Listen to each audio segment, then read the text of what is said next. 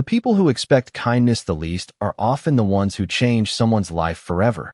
By 10:45 on a rainy Tuesday morning, Liam Carter had already made the worst decision of his career, or at least that was what he believed as he hurried through the back entrance of Sterling House, one of Chicago's most exclusive fine dining restaurants, balancing a diaper bag over one shoulder while gently carrying his 10-month-old son against his chest.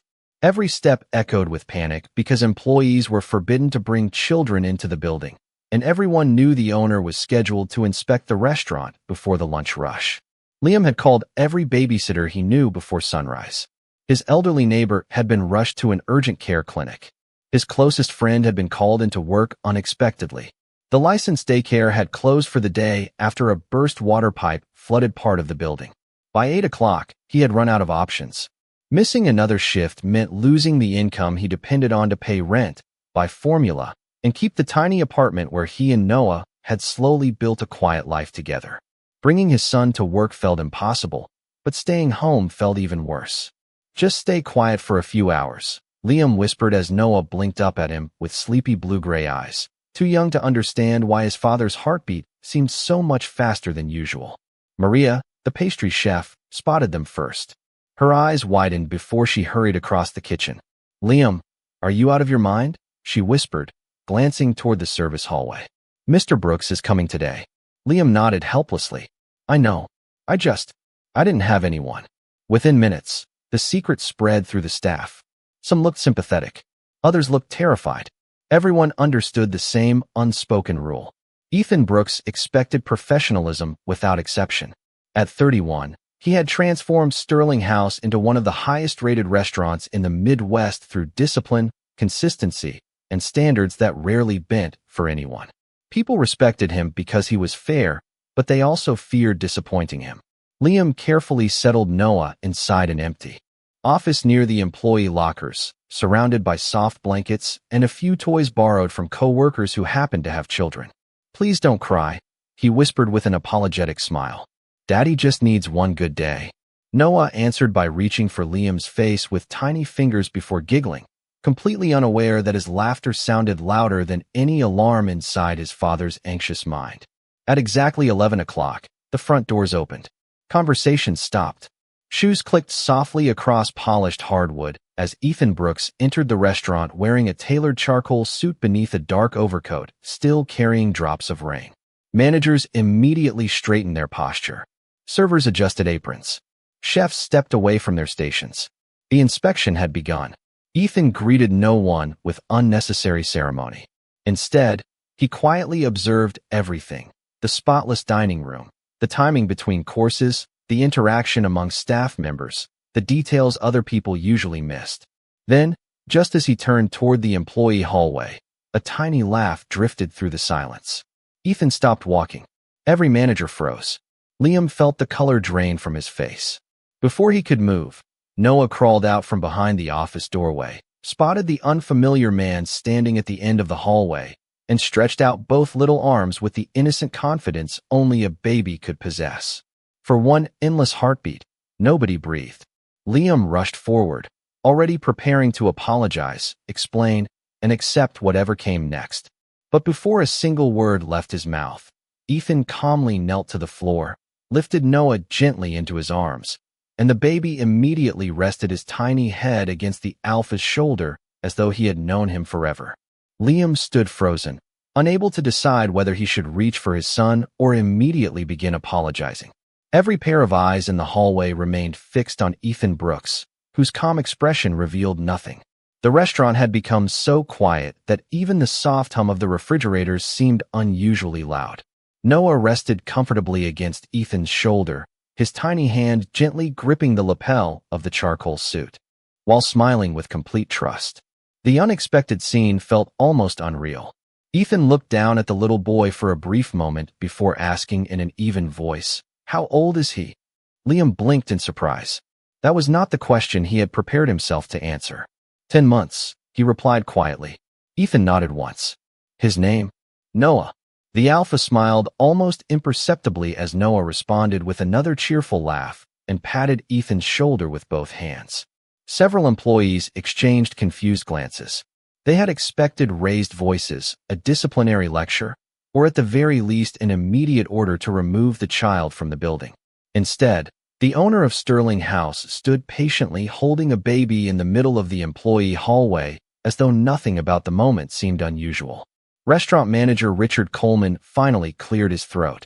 "Mr. Brooks," he began cautiously, "I can have security arrange transportation if necessary." Ethan slowly turned his attention toward him. "Transportation for whom?" Richard hesitated. "For the child." Ethan looked back at Noah before calmly asking another question. "Did this child break one of our kitchen ovens?" "No, sir." "Did he disturb any guests?" "No, sir." "Did he damage company property?" Richard shifted uncomfortably. "No." Ethan's voice remained steady. "Then perhaps the problem is not the child." Silence settled over the hallway once again. Liam could hardly believe what he was hearing. He lowered his eyes, embarrassed by the attention surrounding him. "I am sorry," he said sincerely. "Every babysitter canceled this morning. I tried everything. I know I violated company policy. If you need to let me go, I understand." Ethan studied him for several seconds without speaking. There was exhaustion written across Liam's face, the kind that could not be hidden by a polite smile or neatly pressed uniform. Dark circles beneath his eyes hinted at countless sleepless nights, while the careful way he watched Noah revealed the quiet vigilance of someone carrying every responsibility alone. Ethan gently adjusted the baby's position before handing Noah back into his father's arms. "Did you eat breakfast?" The unexpected question caught Liam completely off guard. Not really." Ethan glanced toward Maria in the pastry kitchen. "Please prepare something simple for Mr. Carter before the lunch service begins." Maria nodded almost immediately, still trying to understand what she was witnessing. Ethan then turned back to Liam. "You will finish your shift today." Relief flooded Liam's face so quickly that he almost forgot to breathe, but before he could thank him, Ethan continued. "However, after lunch, I would like you to join me in my office." The hallway immediately grew tense again. Some employees quietly assumed the meeting would be the formal termination everyone had expected from the beginning. Others wondered whether the owner had something entirely different in mind. Ethan gave one last glance toward Noah, who smiled back with innocent delight, then continued his inspection through the restaurant as though the interruption had simply become another ordinary part of the morning. Liam held his son a little closer, his heart still racing, because he had escaped losing his job for now, but somehow the meeting waiting upstairs felt even more impossible to predict. The lunch rush arrived with its usual precision, but the atmosphere inside Sterling House felt different. Every employee had witnessed the unexpected encounter in the hallway, and whispers quietly traveled between the kitchen, the dining room, and the service stations whenever Liam passed by carrying trays with his usual steady professionalism. He never complained, never slowed down, and never allowed his personal worries to affect the guests. During every short break between tables, he slipped into the employee office to check on Noah, who happily played on a soft blanket, while Maria and two other coworkers took turns watching him whenever they could spare a few minutes. Liam thanked each of them with genuine gratitude, although the weight on his shoulders had not disappeared. He still had no idea why Ethan Brooks wanted to see him after lunch. Across the restaurant, Ethan continued observing the operation with the same quiet attention that had earned him a reputation for noticing details everyone else overlooked. He watched how servers interacted with guests, how managers responded to unexpected requests, and how the kitchen maintained its rhythm despite the busy afternoon. More than once, his attention returned to Liam. He noticed the young waiter moving quickly from table to table without sacrificing patience or kindness, offering warm smiles even after clearly exhausting himself. Not once did Liam glance at his phone unnecessarily or make excuses for leaving the floor. Instead, every chance he had, he checked on Noah only long enough to make sure the little boy was comfortable before immediately returning to work. Ethan quietly filed each observation away without making any comment. Shortly after 2 o'clock, the final lunch guests left, and the restaurant settled into the peaceful lull before dinner service. Richard approached Liam with an uneasy expression. "Mr. Brooks is ready to see you now." Liam took a slow breath, thanked Maria once more for watching Noah, straightened his navy apron, and made his way upstairs to the executive office. His heart pounded harder with every step. The office reflected Ethan's personality perfectly. Clean lines, dark wood, large windows overlooking downtown Chicago, and shelves filled with business books rather than decorative awards. Ethan stood near the windows with a tablet in his hand before quietly inviting Liam to sit down.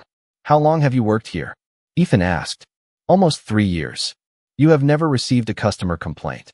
Liam looked surprised. "I try my best every day." Ethan nodded. "You also volunteered for holiday shifts, covered co-workers when they were sick, and accepted every schedule change without arguing." Liam smiled faintly. "Everyone needs help sometimes." Ethan studied him carefully before asking the question that mattered most. "Why did you never tell anyone you were raising Noah by yourself?" Liam lowered his eyes. For several seconds, he searched for the right words. "Because I wanted to be known as a dependable employee, not the waiter everyone felt sorry for. I did not want people to think I deserved special treatment." Ethan remained silent, allowing him to continue. "Most days I can manage everything.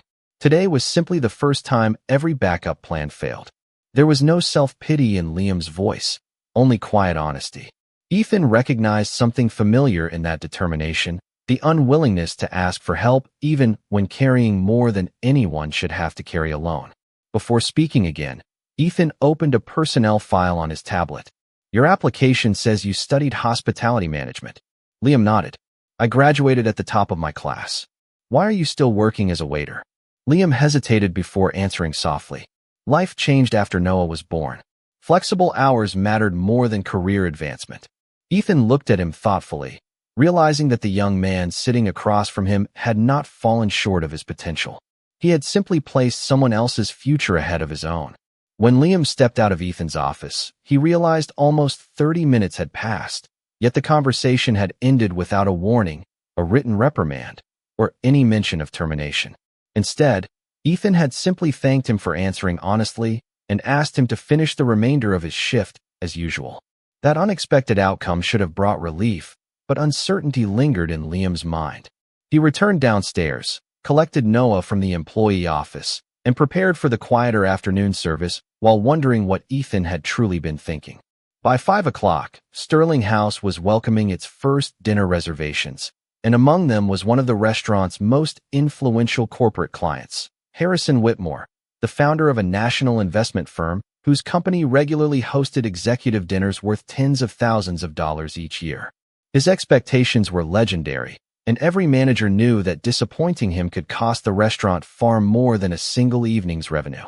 As the dining room filled with guests dressed in tailored suits and elegant evening attire, Noah remained peacefully asleep inside a portable bassinet tucked discreetly inside the employee office. Maria checked on him between dessert orders while Liam focused entirely on serving tables with his usual professionalism. Everything appeared to be under control until Noah suddenly woke from his nap and let out a brief cry that echoed through the hallway leading toward the private dining rooms. The sound lasted only a few seconds before Maria gently comforted him, but it was enough. Harrison Whitmore paused his conversation during an important business dinner and glanced toward the hallway with visible irritation. "Was that a baby?" he asked his server. The question quickly reached Richard Coleman, who hurried over with an apologetic smile. Within minutes, Harrison requested to speak with management directly. Standing near the entrance to the private room, he spoke in a calm but unmistakably disappointed tone. "My partners chose this restaurant because it represents excellence and discretion. I did not expect to hear an infant during a business negotiation." Richard apologized repeatedly and assured him the matter would be resolved immediately. As soon as the meeting ended, Richard found Ethan reviewing service reports near the kitchen. "Mr. Brooks, we have a serious situation," he said quietly. "Mr. Whitmore believes having a child anywhere inside the building damages the restaurant's image. He implied his company may reconsider future reservations." Ethan listened without interrupting. "He specifically asked whether this is our new policy," Richard continued. "If word spreads that employees can bring children into the restaurant, other clients may react the same way." Several department managers gathered nearby, exchanging worried looks. One finally spoke. "Perhaps we should make an exception this one time, but we need to send Liam home immediately before dinner service continues." Another added, "If our reputation suffers, everyone here could be affected." Ethan remained silent long enough for the room to grow uncomfortable. He looked through the glass window toward the dining room, where Liam continued serving guests with complete focus, smiling politely while making certain every table received attentive service. No customer in his section appeared dissatisfied. No order had been delayed. The only concern was the possibility of perception. Richard lowered his voice.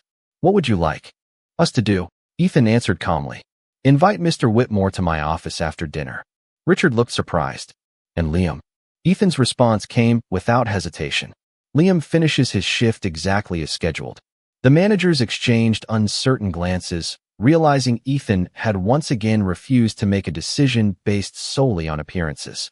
None of them noticed that, from the partially open office door, Liam had overheard enough of the conversation to understand that his future at Sterling House was becoming the center of a much larger conflict than he had ever imagined. The final dinner guests departed shortly before 9 o'clock, leaving Sterling House wrapped in the quiet rhythm of closing procedures. Servers polished silverware, chefs stored the remaining ingredients, and the soft sound of glasses being arranged echoed through the dining room. Liam carefully fastened Noah into his stroller, expecting that any moment Richard would walk over with a formal notice ending his employment. Instead, Richard simply informed him that Mr. Brooks would remain in the building for another meeting and that Liam was free to head home. The unexpected message offered temporary relief, but it also deepened the uncertainty surrounding the day. Upstairs, Harrison Whitmore accepted Ethan's invitation into the executive office with the confidence of a businessman accustomed to having his opinions respected. After exchanging polite greetings, Harrison came directly to the point. "Your restaurant has earned its reputation because people know exactly what to expect when they walk through those doors. Consistency builds trust." Ethan nodded. "I agree." Harrison folded his hands. "Then you understand why I was surprised today? Clients paying premium prices expect an environment free from distractions. Personal circumstances should remain separate from professional service." Ethan listened carefully before asking a simple question. "Did your dinner arrive on time?" "Yes." "Was the food prepared properly?" "Excellent, as always." "Did your server provide poor service?" Harrison paused briefly. "No." He was attentive. Ethan leaned back slightly. "Then the quality of your experience remained exactly as promised." Harrison considered the response. "Perception matters in business." Ethan answered calmly. "Character matters even more." The conversation remained respectful, but neither man changed the other's perspective. After Harrison departed, Ethan stood alone by the office window overlooking the city lights. His thoughts drifted back to Liam's personnel file, then to the quiet honesty in the young father's voice earlier that afternoon. Something about the situation refused to leave his mind. Rather than heading home, Ethan opened the company's internal records and reviewed every performance report connected to Liam over the past 3 years. Every evaluation reached the same conclusion: dependable, professional, patient under pressure, outstanding guest feedback, never late without explanation, willingly covered extra shifts. There were no disciplinary actions, no complaints, no evidence that Liam had ever asked for special treatment despite carrying responsibilities that few coworkers even knew existed. Curious, Ethan contacted the director of human resources before leaving the building. "Can you send me the scholarship records connected to Liam Carter's original hiring application?" Within 20 minutes, the documents arrived in his inbox. Ethan read them slowly.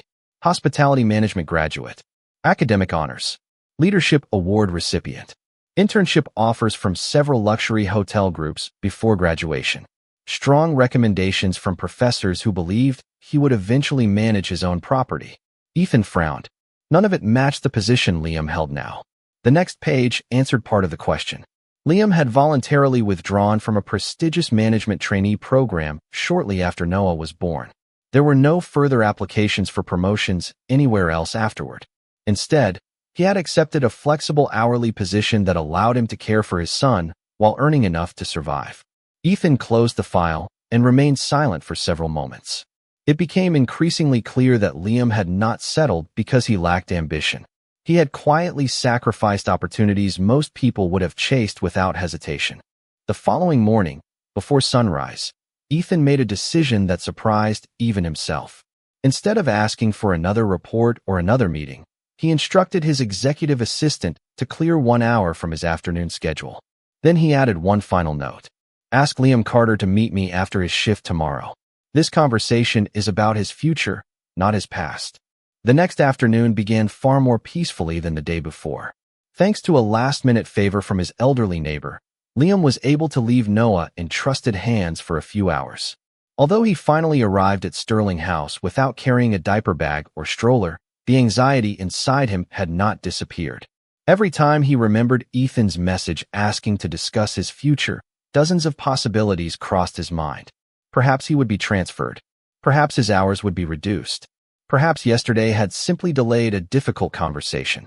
Even so, he focused on his work exactly as he always had, greeting guests warmly, remembering returning customers by name, and moving through the dining room with quiet efficiency. Around 3 o'clock, while polishing wine glasses near the service station, Liam's phone vibrated inside his pocket. He almost ignored it until he noticed his neighbor's name flashing across the screen. The moment he answered, he heard the older woman's worried voice. Liam, I am so sorry to interrupt your work, but Noah has a fever. He woke up crying, and he feels much warmer than he did this morning. Liam's face immediately lost its color. How high is it? 102 degrees. His heart skipped. I will be there as fast as I can.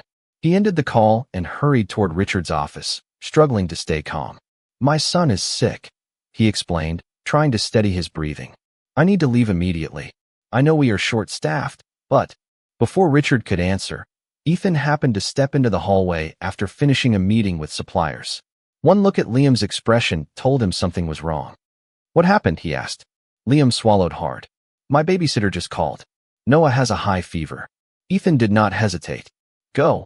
Liam nodded gratefully, before adding, I do not have my car today.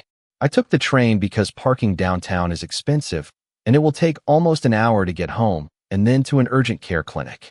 Ethan reached into his pocket, picked up his car keys, and tossed them toward Liam almost instinctively. Liam barely caught them before looking up in surprise. Take mine, Ethan said. Liam stared at the expensive key fob in disbelief. I cannot. Ethan shook his head once. Then I will drive. Less than 5 minutes later, they were already heading through afternoon traffic in Ethan's black luxury sport utility vehicle. Neither of them spoke much during the drive. Liam checked his phone repeatedly for updates while quietly blaming himself for leaving Noah, even though he knew he had no other choice. Ethan kept his attention on the road, but every glance toward Liam revealed a father carrying more fear than exhaustion.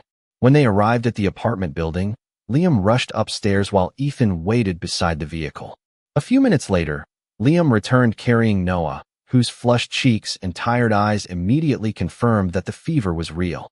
Without saying a word, Ethan opened the rear passenger door and helped secure the child safely into his car seat before driving directly to the nearest pediatric urgent care clinic. During the short trip, Noah stirred weakly, reaching one small hand toward the front seat.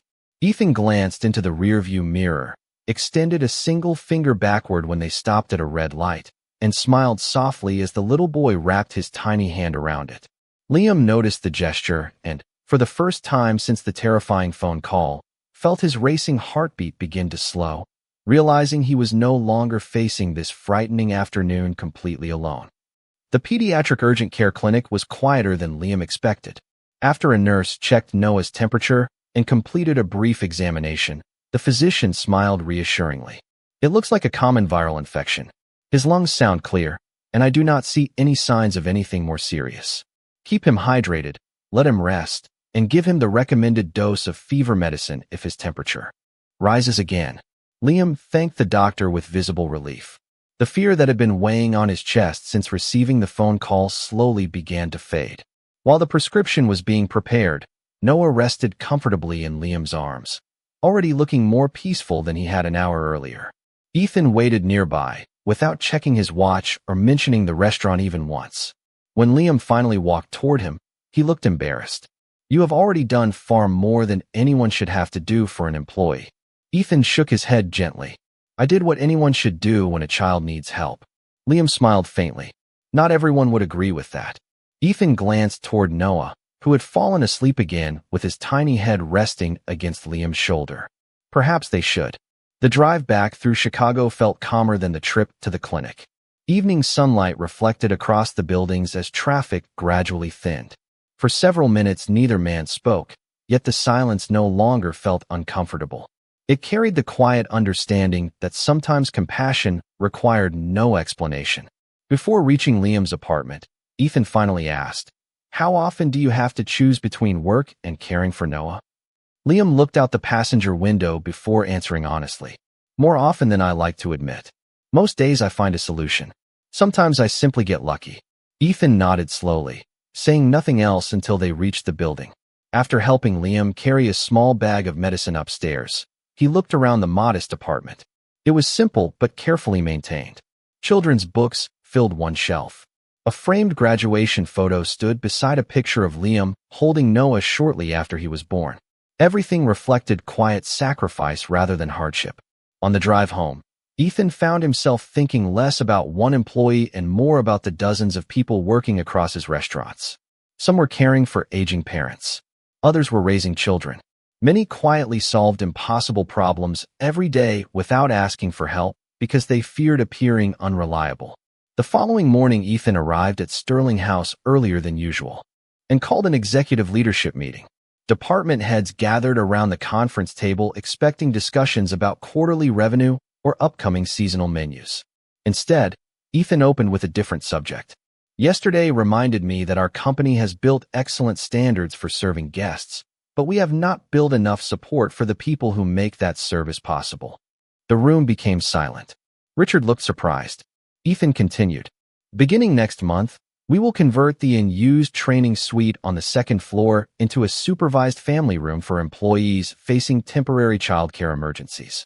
We will also establish an emergency childcare assistance program and introduce more flexible scheduling whenever operationally possible." Several managers exchanged uncertain glances. One finally asked, "Do you believe this will benefit the business?" Ethan answered without hesitation, "I believe caring for good people is good business." By the end of the meeting, the proposal had already begun moving forward.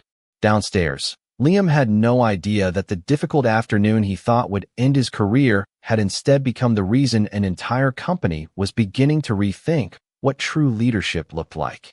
Nearly 3 weeks passed, and the changes inside Sterling House became impossible to ignore.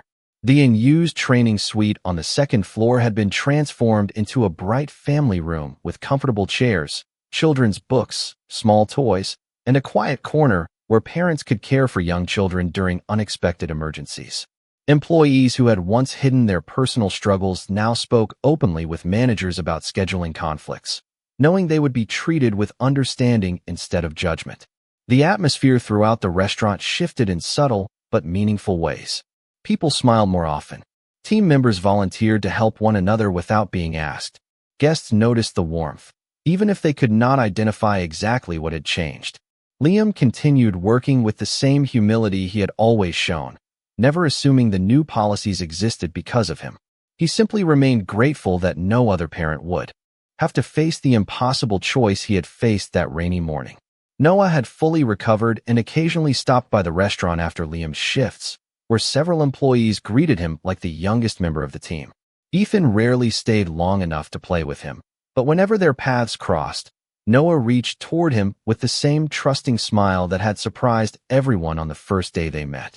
One Friday evening, as the dinner service reached its busiest hour, Richard hurried toward Ethan with concern written across his face. "There is someone asking for Liam," he said quietly. "He insists the matter is personal." Ethan glanced toward the reception area and noticed a well-dressed man in his early 30s waiting near the entrance with an expression that mixed confidence and impatience. Liam stepped out from the service station after hearing his name. The moment he recognized the visitor, the color faded from his face. "Daniel," he whispered. The man offered a restrained smile. "It has been a long time." Liam instinctively looked toward Noah, who was sitting safely inside the family room with Maria while coloring in a picture book. "Why are you here?" Liam asked. Daniel adjusted the sleeves of his tailored jacket before answering. "I recently learned where you work. I also learned that people have been talking about your son." Liam's expression tightened. "There is nothing to discuss." Daniel lowered his voice. "I think there is. I want the chance to be part of Noah's life." The word struck Liam with unexpected force. For months after Noah's birth, Daniel had disappeared completely, offering neither emotional support nor practical help. Liam had accepted that chapter was over and rebuilt his life one day at a time. Now, just as everything had finally begun to stabilize, the past had returned without warning. Ethan observed the exchange from several feet away, saying nothing until he noticed Liam's hands trembling slightly. He walked over calmly and addressed Daniel with professional courtesy. "Good evening. I am Ethan Brooks, owner of Sterling House. If this conversation is personal, I believe it should take place somewhere private and at a time that does not interfere with our employees' responsibilities." Daniel looked Ethan up and down before replying. "This concerns my family," Ethan answered evenly. "Then I hope you understand why protecting them should come before creating a scene in a public workplace." Daniel remained silent for several seconds before giving a short nod. "Very well. We can speak another day." As he walked away, he turned back one final time. "This conversation is not over." Liam stood motionless, watching him disappear through the front doors. Ethan quietly placed a reassuring hand on Liam's shoulder and said, "Whatever comes next, you do not have to face it alone." For the first time since Daniel had reappeared, Liam allowed himself to believe those words might actually be true. Over the following weeks, Daniel requested several meetings through his attorney, expressing his desire to become part of Noah's life. Liam agreed to speak with him, not because he had forgotten the past, but because he believed every important decision should be made with Noah's future at the center. During each conversation, Daniel admitted that fear and immaturity had driven him away when Noah was born. He accepted responsibility for the choices he had made and acknowledged that Liam had carried every challenge alone. Even so, Liam understood that regret alone could not erase years of absence. Throughout the process, Ethan never attempted to influence Liam's decisions. Instead, he quietly recommended an experienced family attorney and reminded him that every parent deserved to understand their legal rights before making life-changing choices. Months of careful discussions and mediation eventually led to a family court hearing, where the focus remained entirely on Noah's well-being. The judge listened carefully to both sides, reviewed the history of Noah's care, and recognized the stable, loving environment Liam had built despite countless obstacles.